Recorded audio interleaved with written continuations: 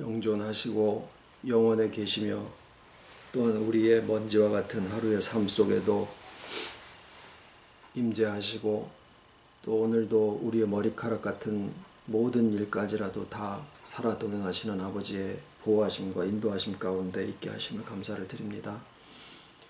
저희들의 보는 눈이 주님의 눈으로 바뀌게 하시고 또 세상을 살아가는 발걸음과 모든 인격 자체의 회복을 또한 이루어 주시고 가나오나 이곳이 아버지의 나라가 되게 하사 또한 영원에 맞닿아 있는 우리의 하루를 살아갈 수 있도록 지혜 가운데 이끌어 주심을 감사를 드립니다. 오늘도 아버지의 인도하심 가운데 또 한자리에 모여 예배를 드리오니 예비하신 모든 하늘과 땅의 은혜와 축복이 말씀을 통해서 우리에게 나눠질 때 진정 그 축복하심이 우리의 마음 문을 또한 열어주시고 인도하여 주시사 얼마든지 저희의 삶을 통해서 아버지 뜻이 나타나기를 진정으로 소원을 드리옵고 우리의 말 한마디 또 걸음 하나 손길 하나하나를 통해서 아버지의 뜻이 또한 이루어지시고자 할 때에 정말 순종하는 저희들 되게 하여 주시옵기를 예수님의 이름으로 기도드립니다. 아멘. 오늘 하나님의 말씀은 사사기 6장 11절로 15절까지입니다. 사사기 6장 11절 여호와의 사자가 아비에셀 사람 요아스에게 속한 오브라에 이르러 상수리 나무 아래 앉으니라. 마침 요아스의 아들 기드온이 미디안 사람에게 알리지 아니하려 하여 밀을 포도주 틀에서 타작하더니 여호와의 사자가 기드온에게 나타나 이르되 큰 용사여 여호와께서 너와 함께 계시도다. 기드온이 그에게 대답하되 나의 주여 여호와께서 우리와 함께 계시면 어찌하여 이 모든 일이 우리에게 미쳤나이까. 또 우리 열조가 일찍 우리에게 이르기를 여호와께서 우리를 애굽에서 나오게 하신 것이 아니냐 한 그 모든 이적이 어디 있나이까. 이제 여호와께서 우리를 버리사 미디안의 손에 붙이셨나이다. 여호와께서 그를 돌아보아 가라사대 너는 이 내 힘을 의지하고 가서 이스라엘을 미디안의 손에서 구원하라. 내가 너를 보낸 것이 아니냐. 기드온이 그에게 대답하되 주여 내가 무엇으로 이스라엘을 구원하리이까. 보소서 나의 집은 므낫세 중에 극히 약하고 나는 내 아비 집에서 제일 작은 자니이다.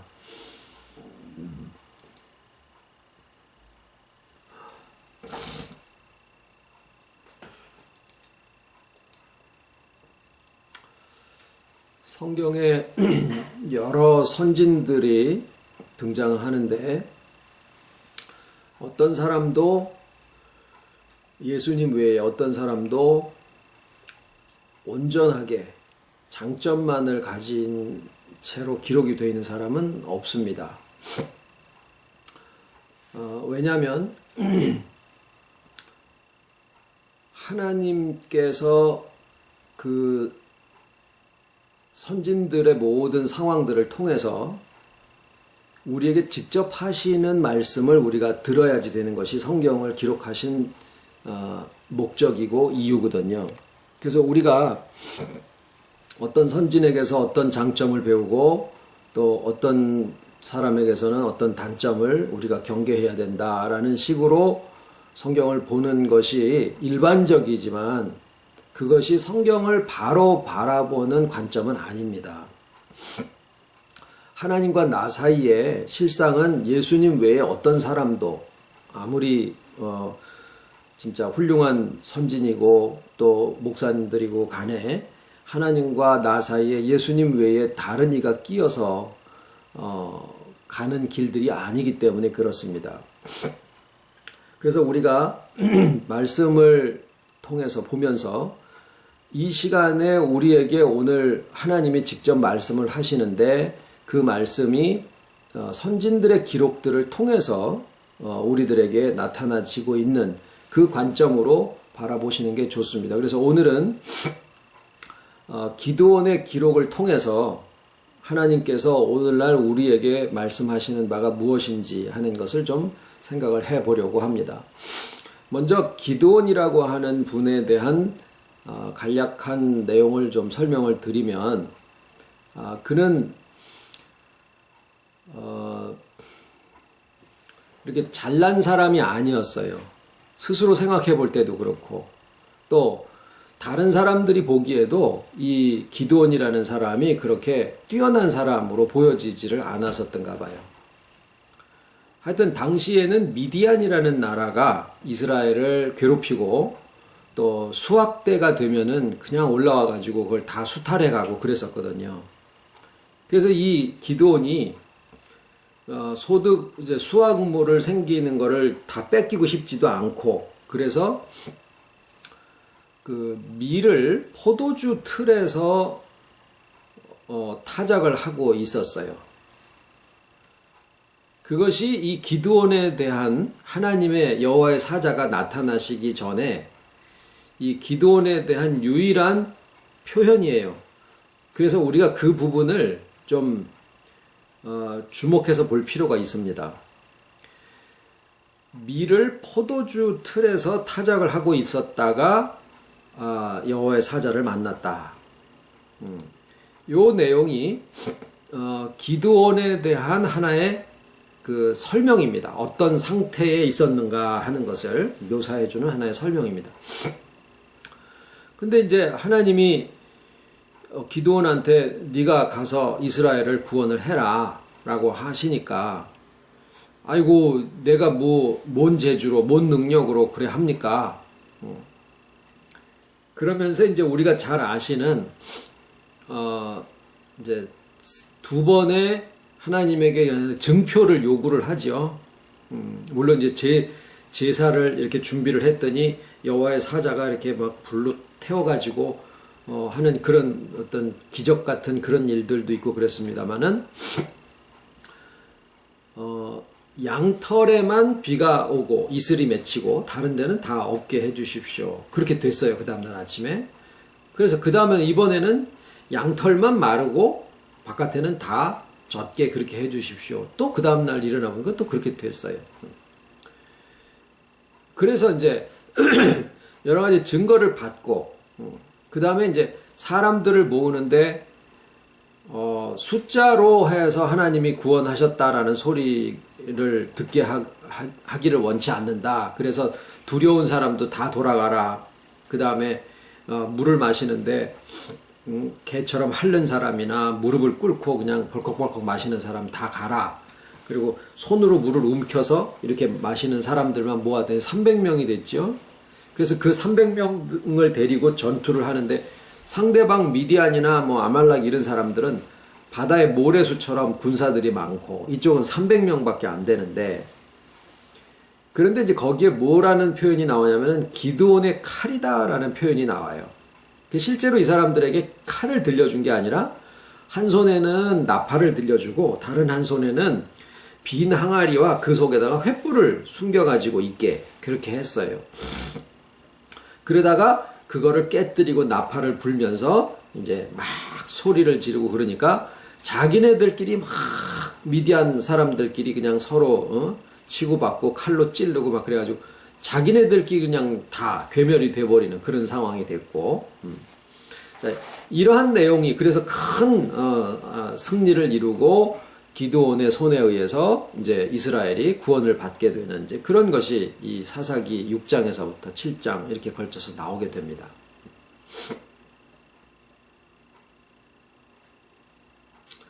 그런데 사사기를 기록하신 저자가 누구냐라는 것이 좀 명확하지가 않아요.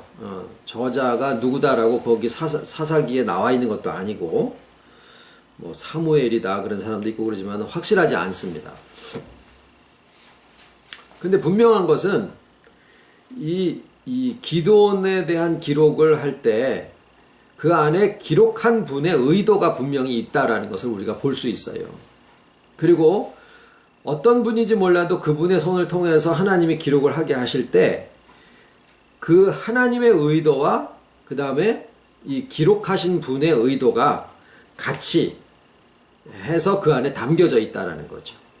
그래서 우리는 이 기드온에 대한 기록들을 보면서 그 기록하신 분의 의도와 그와 더불어 함께 하시는 하나님의 의도가 무엇인지 이것을 파악하는 게 성경을 읽고 묵상하고 또 해석하는 그런 하나의 방식입니다.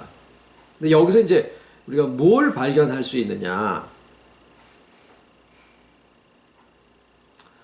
한 5가지 정도의 비교를 의도적으로 하고 있다라는 사실입니다.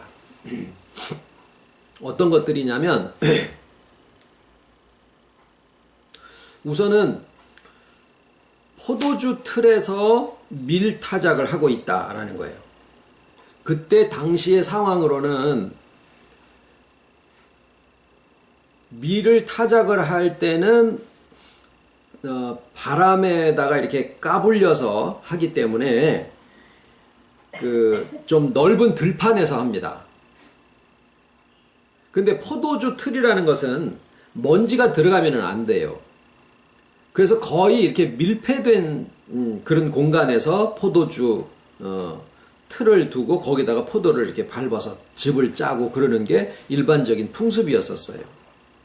그래서 밀타작을 하는 곳은 주로 사람들 앞에 드러나 있는 들판이나 언덕이나 이런 데서 하고 포도주 틀을 놓는 곳은 골짜기나 좀 바람이 많이 통하지 않는 그런 곳에서 하는데 기도는 그때 설명하기를 미디안 사람들이 밀타작을 하고 있을 때면은 올라와 가지고 타작해 놓은 곡식들을 홀라당 다 뺏어가 버리니까 그들한테 뺏기지 않으려고 밀타작을 하는데 언덕이나 드러난 데서 하는 게 아니라 좀 은밀하게 숨겨져 있는 밀폐된 포도주 틀에서 밀타작을 하고 있었다.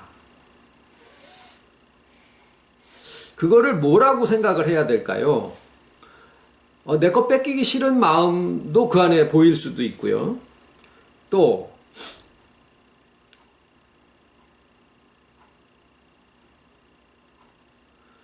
미디안 사람들에게 굴복하고 싶지 않은 이스라엘 민족의 어떤 자존심 뭐 이런 것들도 있을 수도 있겠죠.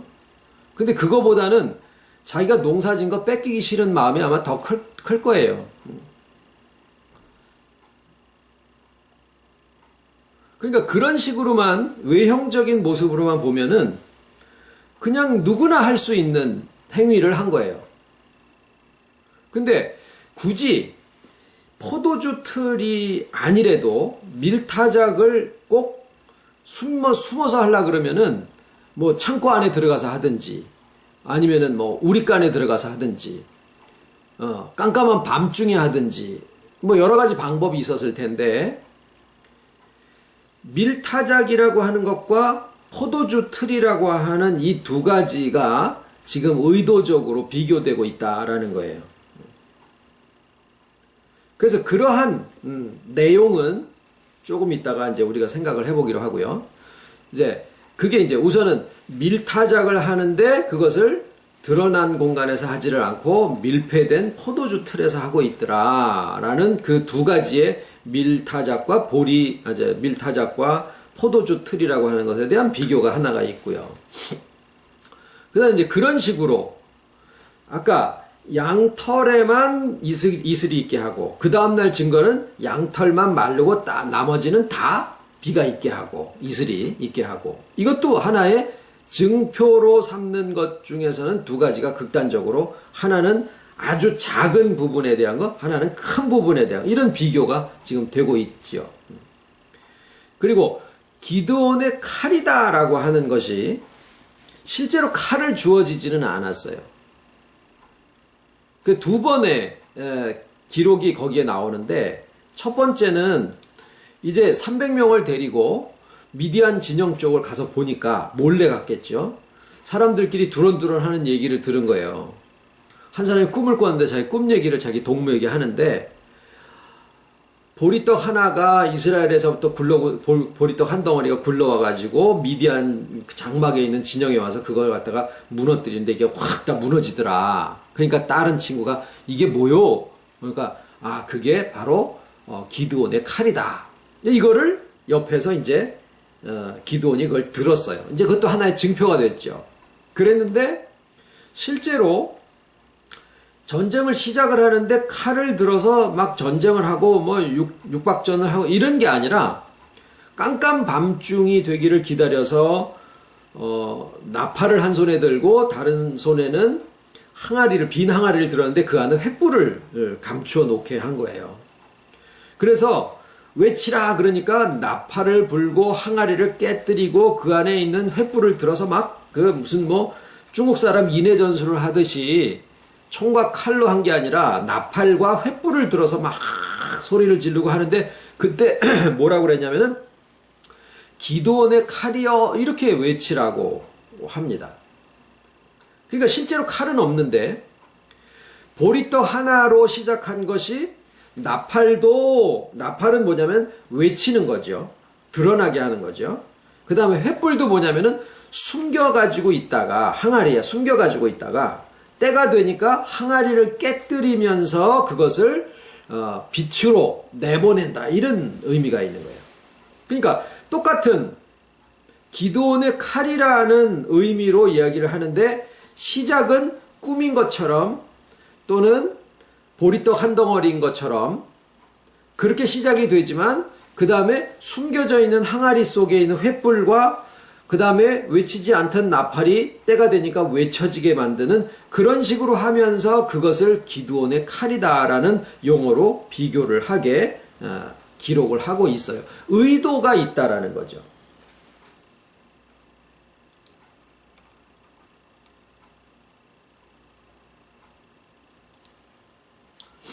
그 다음에 이제 오늘 우리가 주로 주목해서 보려고 하는 구절은요.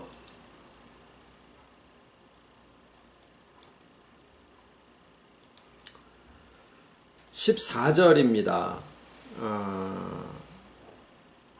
어디인가? 너는 그러니까 여호와께서 그를 돌아보아 가라사대 너는 내 힘을 의지하고 가서 아니죠. 너는 이 내 힘을 의지하고 가서 이스라엘을 미디안의 손에서 구원하라. 내가 너를 보낸 것이 아니냐. 이렇게 돼 있어요. 여기 하나하나를 봐야 돼요. 뭐냐면 이라는 거예요. 너는 이 내 힘을 의지하고 가서 이제 우리가 보통 신앙생활을 하는 사람들이 잘 쓰지 않는 표현 중에 하나가 자기 능력을 의지하고 무엇을 하려고 하면은 안 된다. 이런 말들은 우리가 다 상식적으로 알고 있어요. 신앙인들은. 뭐라고 하냐면 주의 능력을 의지하고 가라 그러지 자기 능력을 의지하고 가서 뭘 하라고 하지 않아요. 오히려 자기 능력은 부인하라 그러죠. 근데 여기 표현에는 가서 이 내 능력을 의지하고 가서 라고 되어 있어요. 이 내 능력을 의지하고 가서. 그래서 네 능력을 의지하라라는 것도 우선은 우리가 일반적으로 알고 있는 내용하고 다르고요. 그 다음에 이 내 능력. 그거는 그 앞에 있는 어떤 상황 속에서 되어진 어떤 특정한 상황을 얘기를 하는 거예요. 그냥 일반적으로 어떤 사람을 앞에 놓고 내 능력을 의지하고 가서 이스라엘을 구원해라. 그래도 우리가 조금 이거 좀 이상한데 이렇게 느낄 텐데 그냥 네 능력을 의지하라고 하신 것만이 아니라 이 내 능력이라고 그러신 거예요. 그거는 그 바로 직전 상황하고 연관이 돼 있다라는 얘기죠. 그런데 그 다음에는 뭐라 그러셨냐면은 내가 너를 보낸 게 아니냐. 그거는 우리가 이제 일반적으로 아는 내용이에요. 하나님께서 나를 보내시니 나를 보내실 때 그분의 능력과 지혜와 모든 필요한 것들을 다 함께 주실 거니까 그 다음에는 그분의 능력이 나타나시겠지. 이게 이제 우리의 믿음의 고백이죠. 그런데 그 시작은 이 내 능력을 의지하고 가서 라고 얘기를 하신 거라는 거죠. 그래서 이것도 분명히 우리가 찝어서 생각을 해봐야 되는 부분이에요. 이가 뭐냐? 왜 내 능력을 의지하고라고 그랬느냐?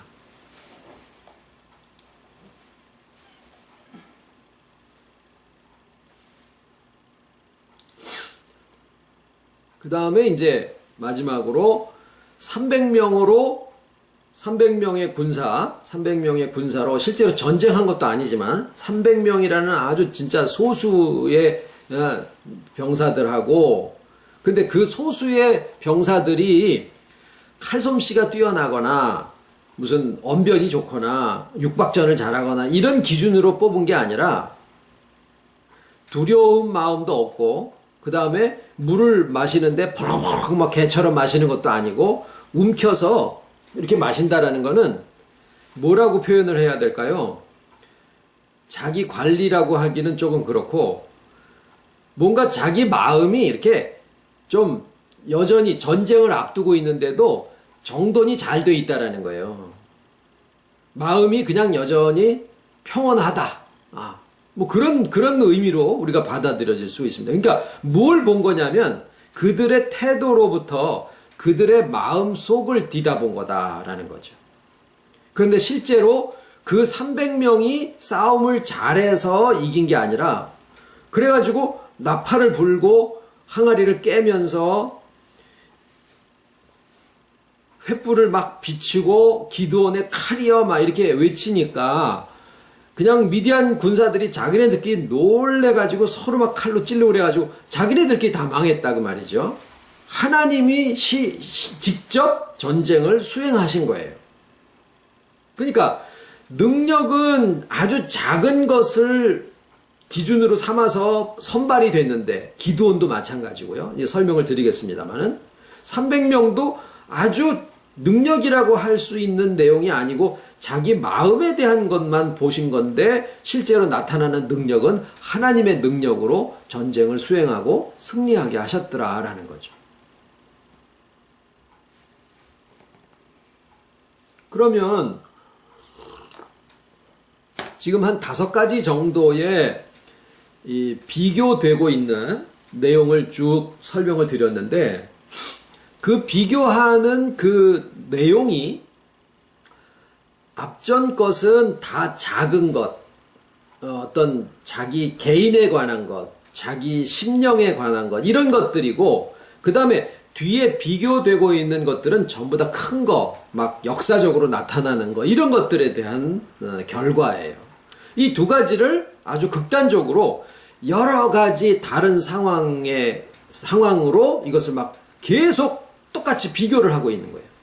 그래서 기드온의 기록은 전부 다 이 5가지의 기록, 하나는 작고 개인적인 거, 심령에 관한 거, 다른 한쪽은 커다란 거, 역사적으로 막 나타나는 거, 이런 것으로 비교되어지고 있는 그 구조로 이게 기록이 되어 있어요. 자, 이제 우리가 그 뜻을 우리가 살펴봐야 될 때입니다. 살펴봐야 됩니다. 우선은 밀타작을 하는데 왜 포도주 틀에서 했느냐?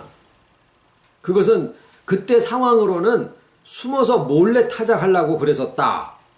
이거죠. 그런데 왜 굳이 포도주 틀이어야 되느냐? 집안에서 하든지 창고에서 하든지 해도 될 텐데, 그거는 포도주 틀과 그 다음에 밀타작이라고 하는 것을 비교하기 위해서 그러는 것인데, 그 2번째에 설명드린 내용 중에, 양털 말고 3번째 설명드린 내용 중에 이 내 능력이라고 한 그 부분이 바로 기드온이 포도주 틀에서 밀타작을 하고 있는 것하고 연관이 되어 있는 거예요. 그런데 아무리 뒤져보고 앞으로 찌르고 뒤로 살펴봐도 그것을 능력이라고 얘기할 수 있는 게 아니다라는 거죠. 문맥상으로.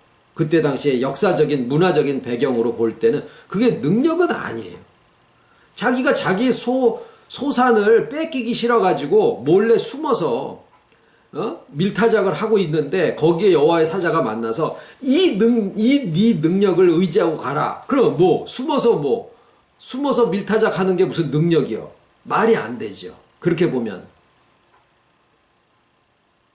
그래서 우리가 이 포도주 틀과 밀타작에 대한 해석을 하지 않으면 이 내용이 설명이 안 됩니다. 이 내 능력이라는 게 설명이 안 돼요.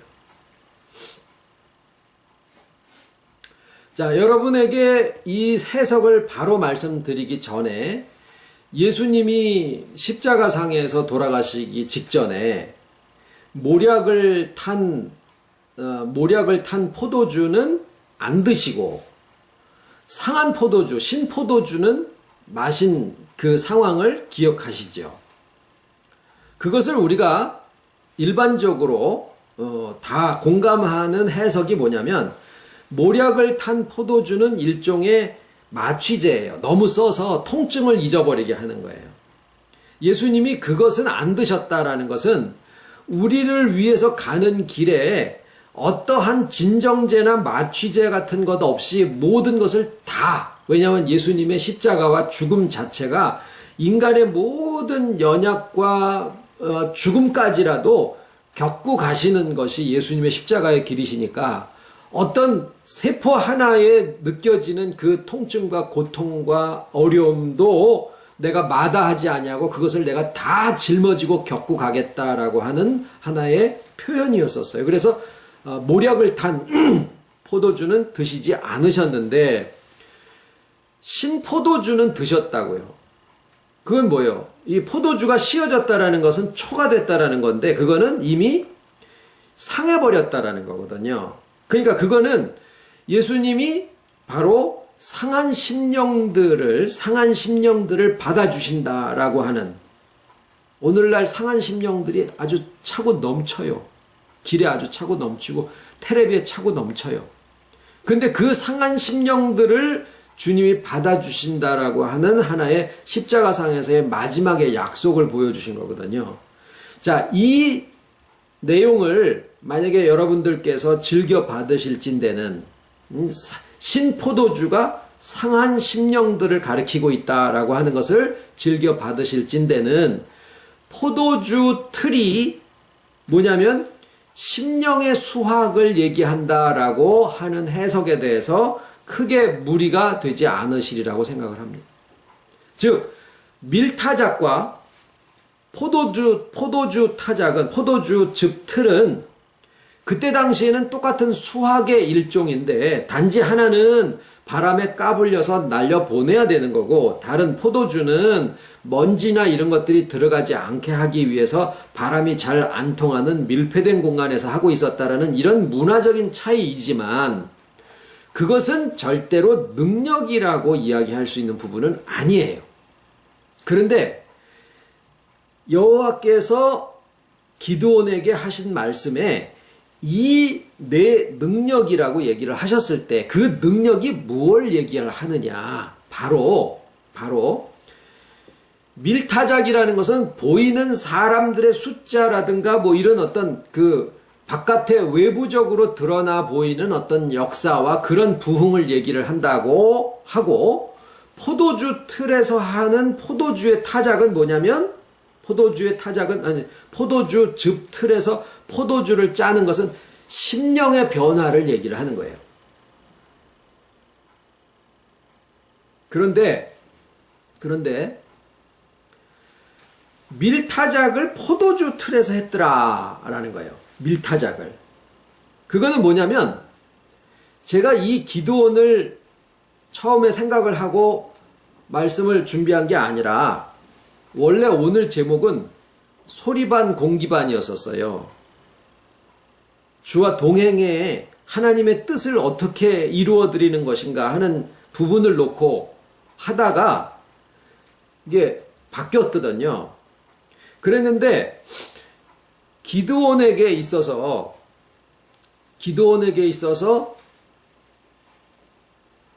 뭘 보게 되냐면 지금 저희들의 상황이 마치 기드온에게 여호와께서 나타나신 상황과 아주 유사하다라는 그런 생각을 하게 된 겁니다.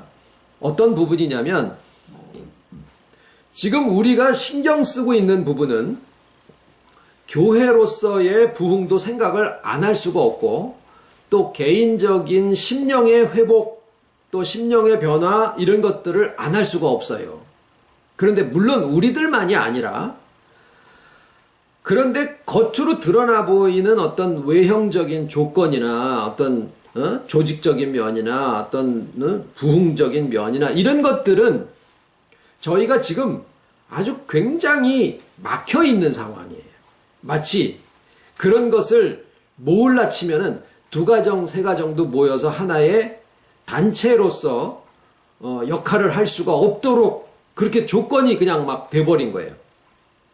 한국도 있고 미국도 있고 여수로 뭐 서울로 이렇게 막 전부 다 우리가 이제 6월에 저희가 모이겠습니다만은 다 모이면 만약에 우리가 전부 다 한 곳에 모여서 같이 신앙생활을 하고 한 동네에서 한다라고 그러면은 아주 재미나게 그 안에서들 그냥 서로 주고받고 교제하고 그냥 신앙생활하고 이렇게 할 수 있는 모임인데 그냥 산지사방으로 다 흩어져 있고 뭔 좀 이렇게 모여서 교회적인 그런 교류나 이런 걸 할라 치면은 목사가 또 어디 휙 가버리고 그쪽에서도 뭐 할라 치면 또 휙 와버리고 이런 조건을 만약에 효율적인 거라든가 뭐 세상적인 조건적으로 하면은 이렇게 가면은 안 되죠. 당연히 안 되죠. 그런데 가장 최선의 방법을 찾아서 오다 보니까 모든 심령들을 다 맞추는 게 아니라 다 유익을 얻게 하기 위해서 하다 보니까 어떤 면에서는 여기도 서운하고 저기도 부족하고 여기도 미안하고 다 그런 상황이 되지 않았나라는 생각을 하기도 합니다만은 그러나 우리가 지금 바라는 것은 뭐냐면 얼마 전에도 어떤 분이랑 그런 얘기를 했어요. 우리 교회의 숫자가 많아지는 걸 원하는 게 아니라 정말로 말씀을 알아듣고 그 말씀을 필요로 해서 그 말씀이 자기 속의 심령에 부딪혀져 가지고 그 말씀의 가치를 알고 들어오는 사람들로서 사람들이 좀 많아졌으면 좋겠다. 이런 얘기를 했는데 저도 공감입니다. 그런데 그것이 바로 뭐냐면 밀타작을 포도주 틀에서 한다라는 것에 대한 정확한 표현이에요. 심령의 변화, 말씀으로 인한 회복으로 인해서 밀타작을 하듯이 숫자가 늘어나는 그게 아니고 그냥 어중이 떠중이 막 와가지고 숫자만 많아지면은요 사람이 많아진 걸로 인해 가지고 또 쪼가리가 나고 거기에서 교회의 본질적인 내용이 아닌 사람들의 모임이 형성됐을 때 생기는 어떤 뭐 기싸움이나 세력 싸움이나 뭐 거기에서 무슨 권력이 생기기도 하고 뭔가를 요구하기도 하고 이런 어떤 외형적인 일들이 많아지는데 그게 뭐냐면 미디안이 와가지고 지들 거라고 뺏어가는 거예요. 그런데 정말 우리들의 바람은 뭐냐면 아버지 정말 하나님 말씀을 알아듣고 그 귀한 말씀을 통해서 정말 그 말씀이 필요로 해가지고 자기 인격에 그게 요구가 되어지고 그걸로 인해서 심령의 변화와 가정의 변화와 이렇게 되어지는 가운데 정말 우리 가족 같은 그러한 사람들이 점점 늘어나기를 바라는 마음입니다. 라는 거죠. 얼마 전에 이제 그런 그 간증 비슷한 말씀을 예배 시간에 드린 적이 있어요. 왜 이해치 못하는 삶을 살아오게 하셨을까? 뭐 신체적으로나 뭐 여러 가지 교회적인 상황이나. 그런데 그것이 결국에 와서는 보니까 지금 이 말씀 가운데서 이 말씀이 이해되어지고 또 이 말씀이 이렇게 풀어져 나오게 하기 위해서는 그런 모든 과정들이 이해치 못하는 인도하심이 반드시 있었어야지 될 수밖에 없구나라는 게 이해가 되어지면서 그게 뭐냐면 말씀을 전하는 사람 자신의 삶이 말씀 속에서 이해가 되어지는 거예요. 그게 뭐냐면은 내 밀폐된 나의 개인의 심령 안에서는 나의 포도가 이렇게 까져서 포도주 즙틀에서 이렇게 짜진 거구나라는 거죠. 무슨 고난을 통해서 이게 아니고 말씀 속에서 내 삶이 이해가 되어진다라는 거예요. 왜 그런 일이 있었는가 하는 것들이 지금에 와서 보니까 알아졌어요. 그래서 그런 간증도 드렸죠. 제가 그렇게 해서 무슨 장애나 이런 것들에 대한 것이 정말 하나님의 섭리 속에서 아주 정신이 없을 때 7개월 때서부터 평생을 그렇게 왔던 게 이제서 이해가 됐습니다 라고 말씀을 드렸더니 저희 또 부모님이 그것을 또 다른 의미에서 평생 짐으로 한으로 갖고 계셨던 것이 덩달아서 같이 또 풀어지는 면이 있으셨더라. 이제 이런 얘기를 드렸어요. 그게 다 뭐냐면 포도주 즙 틀에서 개인의 심령적인 면이 이렇게 짜지는, 그런데 그것은 누가 하는 걸까 하는 거죠. 누가 하는 걸까요? 분명히 말씀이 하시는 거고 하나님이 하시는 건데, 그렇게 해서 생겨진 이해된 자기의 삶을 이해하고 자기의 삶을 용납해가지고 자기 속에서 뭐가 생기냐면은 평안이 생기는 거예요. 말씀에 의지한 평안. 내가 믿습니다 해서 생기는 이런 어떤 기도를 했더니 이런 능력이 아니라, 그래. 말씀 속에서 나의 삶이 이해가 되어지고 옛날에 그렇게 힘들었었던 것이 이게 이제 풀어지네 라고 하는 데서부터 생겨지는 자기가 자기 자신에 대해서 알게 되는 그러한 이해를 통한 자신감, 평안, 이런 것들이에요. 근데 옛날에는요, 승리하세요 이런 말들 많이 하잖아요. 그래서 뭔가 내 속에 있는 평안을 내가 의지력으로 결심하는 어떤 이런 면으로 내가 내 속에 있는 평안을 좀 지켜보려고, 혈기도 좀 안 내보려고, 다른 사람들한테 막 좋은 모습으로 이렇게 어떻게 해보려고, 그게 마치 겉으로 어떤 능력이 있어야지 되는 것처럼 생각을 했었는데, 지금은 말씀이 들려지고 그 듣는 말씀으로다가 내 자신이 이해가 되다 보니까 옛날에 그렇게 무장을 하려고 했었던 게 안 되던 게 지금은 이해가 되어지면서 내 속에 그냥 평안과 담대함과 자신감이 생겨지는데, 이것이 옛날의 모습으로 보면은 마치 힘과 능력을 가진 것처럼 보여지더라라는 거예요. 우리가 이 이해와 이런 회복의 마음을 우리가 가지고 어떤 사람을 대하잖아요. 그 사람이 어떤 그냥 힘든 그런 어떤 개인적인 상황이나 가정적인 상황이나 막 그냥 위로가 필요하고 불안해하고 이런 사람이 있을 때 내 속에서 마음이 평안하지를 않으면 나도 같이 불안하고 막 그냥 이럴 수 있어요. 그 속에서 뭘 치고 나오면은 내가 짜증이 나가지고 막 같이 막 이렇게 싸움이 벌어질 수도 있는데, 그쪽에서 어떤 얘기가 나오는데 내 속에서 편안하니까 그 사람이랑 같이 맞상대가 나가지지를 않고 기다려지거나 또는 조근조근 말이 나가지거나 이렇게 되어지는 것을 다른 사람들이 볼 때는 저 사람은 뭔가 굉장히 속에 담대한 걸 가지고 있어. 뭔가 힘이 있는 사람이야. 능력이 있어. 이렇게 보여질 수 있다라는 거예요. 그런데 나는 뭐예요? 내 삶이 그냥 이해가 되어지고 내 삶이 회복이 되어지고 내 속에서만이 아니라 그것이 바깥으로 이렇게 어떤 상황까지도 이렇게 나타나지는 모습들을 보게 되다 보니까 내 말이 거짓이 아니고 사기치는 게 아니고 그냥 있는 나의 이야기를 하게 되더라라는 거죠. 자, 이 내 능력을, 이 내 힘을 의지하고 가서 뭐예요? 내가 기도를 많이 한 능력이나 말씀을 잘 알고 있는 능력이나 또는 언변이나 어떤 무슨 싸움을 잘하는, 어떤 사람이 치고 나오면은 안 지고 그냥 막 타타타타 이렇게 나가는 그런 어떤 말싸움의 재주나 이런 능력이 아니라 무슨 능력입니까?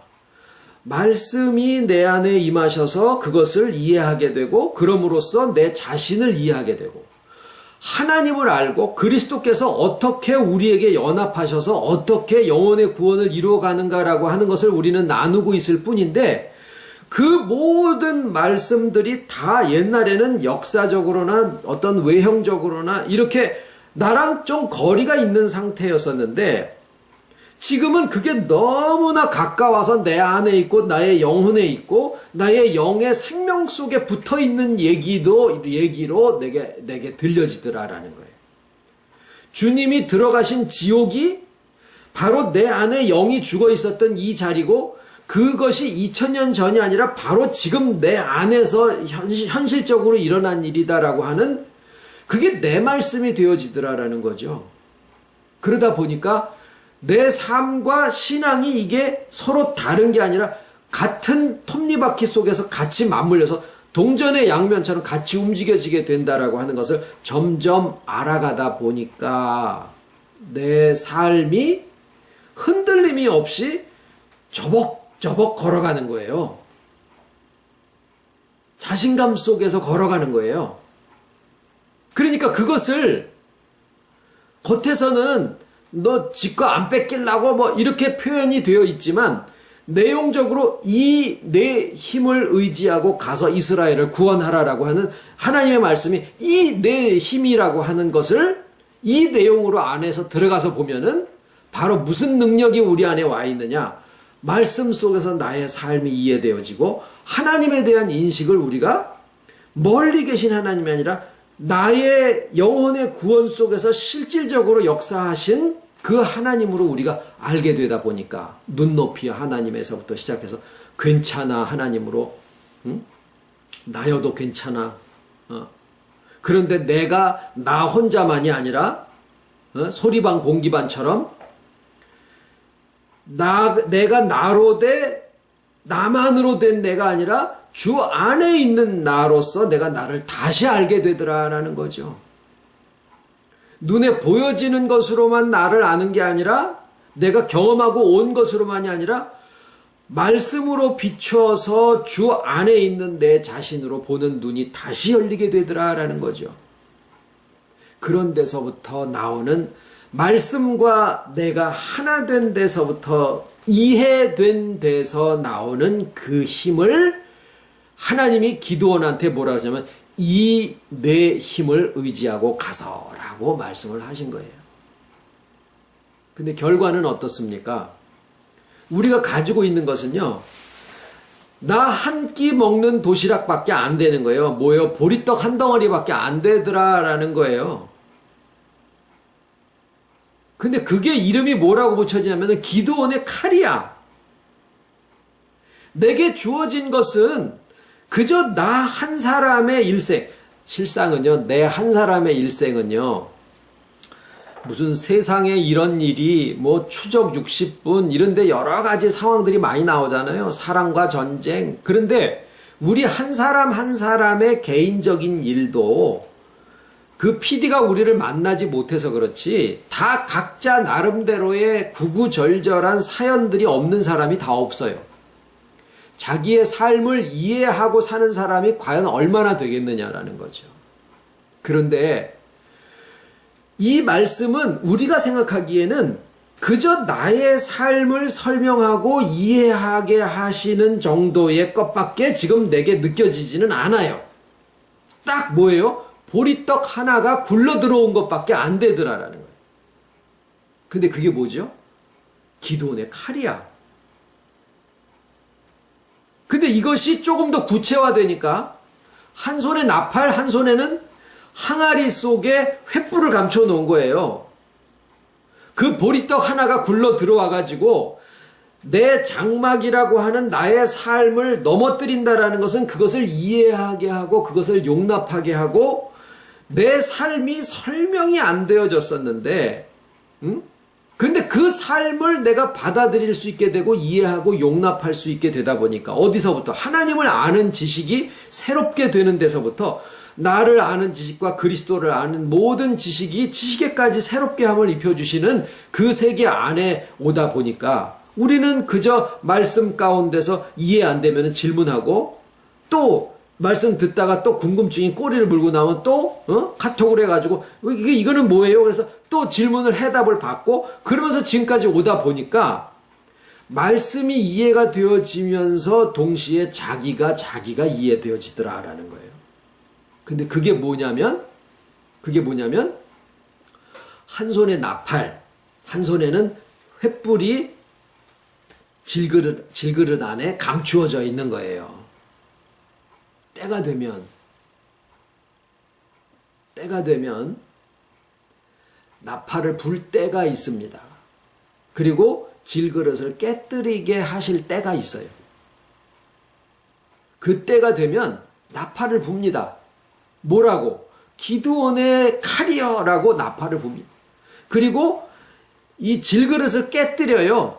우리가 내 자신 하나라고 하는 그 안에 이렇게 지금 횃불이라고 하는 것을 감추어 놓고 있는 상황인데, 그게 때가 되면은 깨지고 나팔이 불면서 기드온의 칼이 바깥으로 역사를 하게 하시는 때가 있더라 그 말이에요. 어떤 사람을 통해서 하실까요? 마음의 평안을 간직하고 있는 사람들이에요. 두려워하는 자도 아니고, 또 그냥 뭐 자기에게 급한 것 그냥 막 정신없이 물만이겠습니까? 뭔 상황이 닥치면은 평안이고 나발이고 온데간데 없이 그냥 개 아니라 뭐 개 할아버지 마냥 바닥에 엎드려가지고 그냥 벌컥벌컥 그냥 이성도 잃고 막 그러고 있는 마음도 아니고, 바깥에는 해변의 모래수처럼 엄청나게 많은 그런 적들이 지금 포진을 하고 있는데, 차분하게 물을 해가지고 마시는 사람처럼 내 마음의 평안을 그냥 가지고 있는 거예요. 바깥에 있는 그 소란함이 내 안에까지 침투해 들어오지 못한다라는 거예요.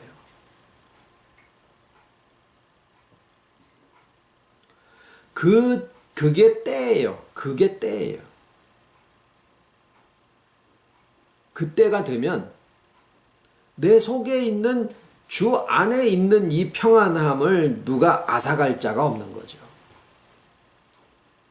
환난이나 위험이나 기근이나 적신이나 칼이 그리스도의 사랑에서 우리를 끊을 자가 없느니라 라는 그 세계가 보리떡 하나 굴러와 가지고 장막을 무너뜨리듯이 나는 말씀을 듣고 내 삶이 이해가 되어지면서 내 옛날 장막이 무너져 버린 거예요. 그랬는데 내 손에 기드온의 칼이 지금 들려져 있는 거예요. 그리고 그것이 흔들림이 없어질 때 아버지께서 아버지의 때에 외치라 할 때가 있다라는 거죠. 때를 얻든 못 얻든. 그런데 거기에 뭐가 나오냐면, 내가 이걸 이렇게 했기 때문에 뭐가 이렇게 되는 게 아니라 그냥 하나님께서 모든 상황 속에서 자기네들끼리 치고받고 서로 찌르고 막 이래가지고 자기네들끼리 다 망해. 모든 상황이 스스로 다 해결이 되어져 버려. 그게 기드온의 칼이고 하나님의 능력이에요. 그것이 지금 오늘날 우리에게 와 있다라는 겁니다.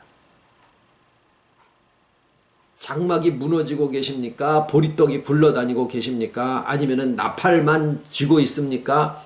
횃불이 질그릇 안에서 지금 이글이글 타고 있는데 이 질그릇이 깨뜨려지지 않고 있습니까? 아니면은 여전히 바깥으로 밀타작하는 그것에만 관심이 있어가지고 큰 거, 잘난 거 이런 것들에만 관심을 두고 있는지, 아니면은 두려워 떨고 있는지, 아니면 개인지 손지 알지 못하게 그냥 무슨 일이 생기면은 또 그냥 막 목마른 사람처럼 퍽퍽퍽 마시고 있는 그런 위치에 있는지, 이 기드온의 짧은 기록 속에 우리의 모습이 다 담겨 있지 않느냐라는 거죠. 이 내 능력을 의지하고 이 내 힘을 의지하고 가서 이스라엘을 구원해라. 이스라엘을 구원해라. 아유, 내 미디안 아니 므낫세 지파 중에서 우리 아비 집은 조그만 거, 우리 아비 집의 중에서도 나는 제일 작은 자인데 제가 뭔 능력이 맞아요. 그런 조건으로 치면 우리가 가진 게 없죠. 우리가 가진 건 뭐예요? 밀타작을 그저 우리 말씀이 너무 귀하고 내 삶이 이해가 되어지니까 그냥 그런 사람들이 조금 늘었으면 좋겠네요. 무슨 정치를 하고 무슨 뭐 작전을 짜고 프로그램을 하고 이게 아니라 그저 하나건 둘이건 우리의 말씀이 알아져서 그 말씀 속에서 그 사람도 자기의 삶이 회복이 되어질 그런 사람들이 조금 들어왔으면 좋겠네요. 이런 마음 하나 가지고 있을 뿐인데 하나님은 뭐라 하시면 이 내 힘을 의지하고 가서 이스라엘을 구원해라. 내가 너를 보낸 게 아니냐 라고 얘기를 하시는 거예요. 그래서 오늘 제목은 포도주 틀에서 밀타작을 하고 있는 기드온입니다. 기도하겠습니다.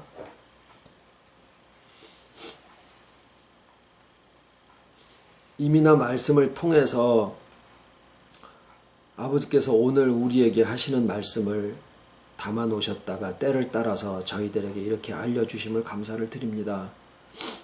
우리가 기도원에게서 무엇을 배우고자 함이 아니라 오직 아버지께서 이 모든 기록을 하게 하시고 그 기록을 통해서 이 시간에 우리에게 직접 말씀하시는 것으로 또한 우리가 알 수 있도록 지혜 허락하여 주시고 진정 우리가 말씀으로서 살아가고 또 이 기도원의 모든 기록이 우리의 삶을 또 낱낱이 드러내고 있다라고 하는 것을 알려주셨사오니